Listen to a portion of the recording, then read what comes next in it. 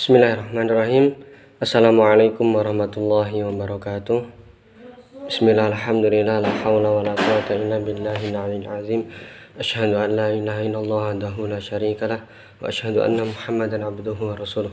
Allahumma shalli wa sallim wa barik ala Muhammad wa ala alihi wa ashabihi wa man tabi'ahum bi ihsan ila yaumiddin, amma ba'du.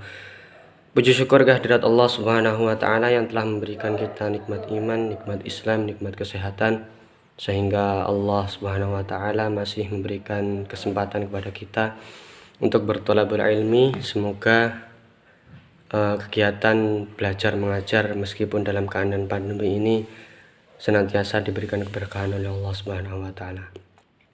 Salawat dan salam semoga tetap tercurahkan kepada uswah hasanah kita Nabi Muhammad dan Nabi Sallallahu Alaihi Wasallam, kepada keluarganya, para sahabat-sahabatnya, para tabiin, tabiut tabiin, wa man tabi'ahum bi ihsan ila yaumiddin, amma ba'du. Selanjutnya kami dari kelompok 4 yang beranggotakan saya sendiri, Mas Dwiki Ardiansyah dan Mbak Evrina Rufaidah, akan mempresentasikan tentang model pembelajaran pendidikan agama Islam. Pada pembahasan kali ini ada 4 subtema, yaitu yang pertama adalah pengertian model pembelajaran, yang kedua fungsi model pembelajaran, yang ketiga ciri-ciri model pembelajaran, dan yang terakhir adalah macam-macam model pembelajaran. Langsung saja menuju pembahasan yang pertama, yaitu model pembelajaran. Pengertian model pembelajaran. Model pembelajaran terdiri dari 2 kata, yaitu model dan pembelajaran. Model adalah seperangkat prosedur dan berurutan untuk mewujudkan suatu proses. Sedangkan pembelajaran merupakan proses komunikasi transaksional yang bersifat timbal balik, baik antara guru dengan siswa, siswa dengan siswa, untuk mencapai tujuan yang telah ditetapkan.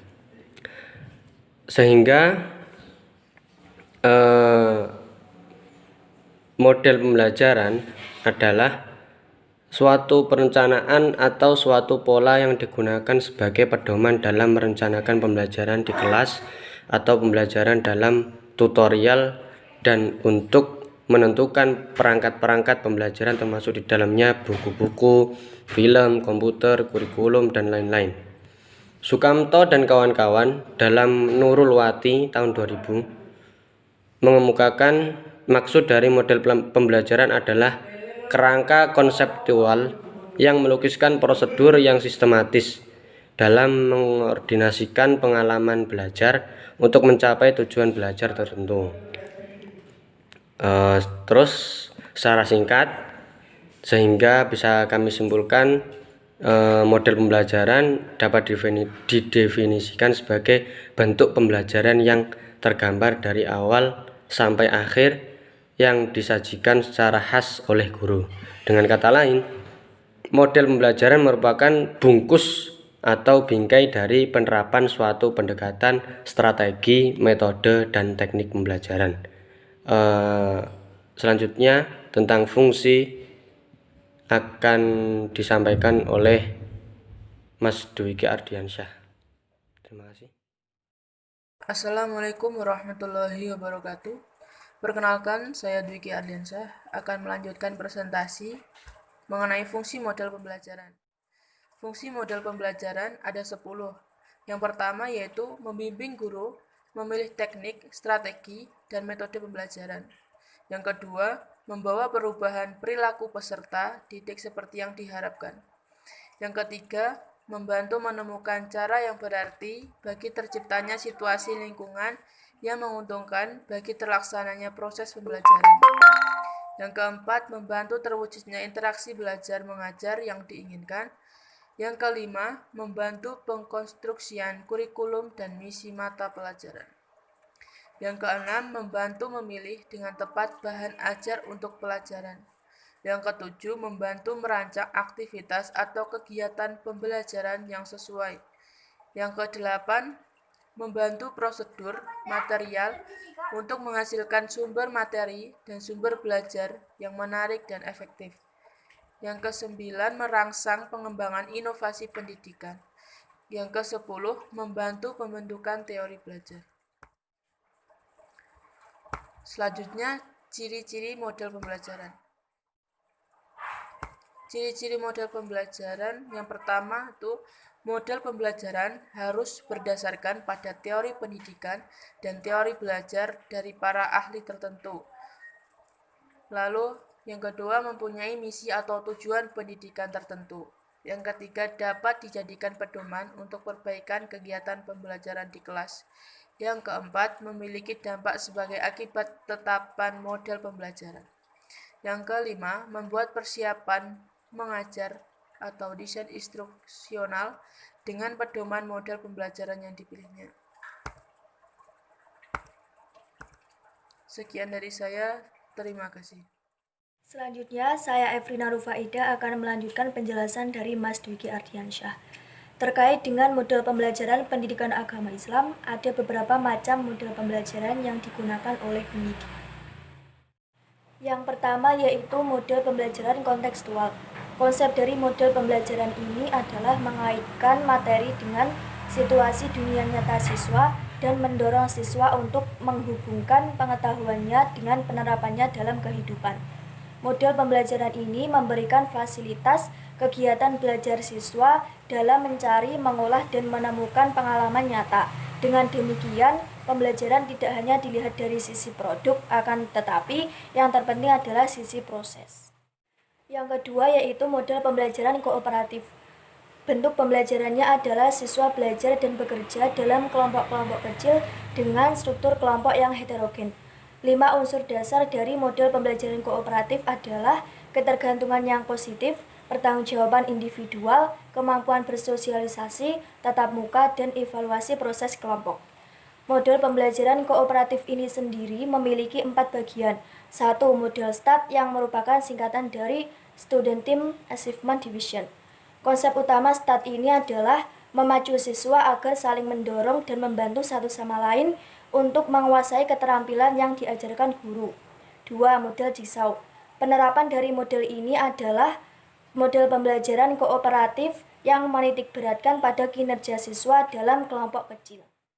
3. Investigasi kelompok. Model ini memiliki konsep yaitu mengajak siswa untuk berpartisipasi dalam pembelajaran dan menuju pada pembentukan manusia sosial. 4. Model struktural.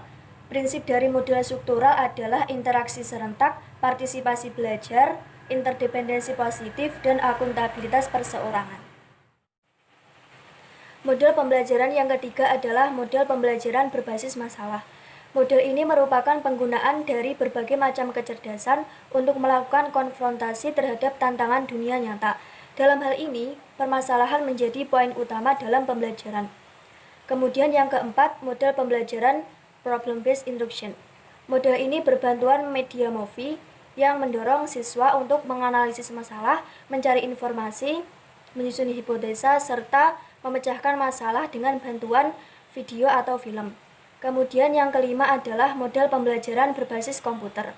Penggunaan komputer dalam dunia pendidikan ini dimulai dari munculnya ide untuk menciptakan sebuah teknologi terapan yang memungkinkan siswa untuk belajar secara individu baik dimanapun dan kapanpun.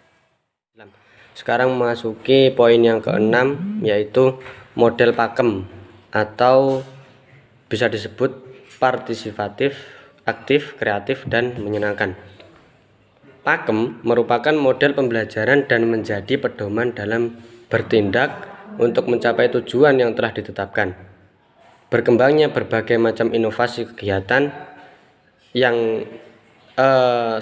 berkembangnya berbagai macam inovasi kegiatan pembelajaran untuk mencapai tujuan pembelajaran yang partisipatif, aktif, kreatif, dan menyenangkan. Model pembelajaran selanjutnya adalah yang berbasis web atau e-learning. Semua pembelajaran yang dilakukan dengan memanfaatkan teknologi internet dan selama proses belajar dirasakan terjadi oleh yang mengikutinya, maka kegiatan itu dapat disebut sebagai pembelajaran berbasis web. Yang terakhir adalah model pembelajaran tematik. Pembelajaran model tematik merupakan pembelajaran terpadu melibatkan beberapa mata pelajaran untuk memberikan pengalaman bermakna kepada siswa. Mereka akan memahami konsep-konsep yang mereka pelajari, mulai pengalaman langsung dan menghubungkannya dengan konsep lain yang telah dipahaminya.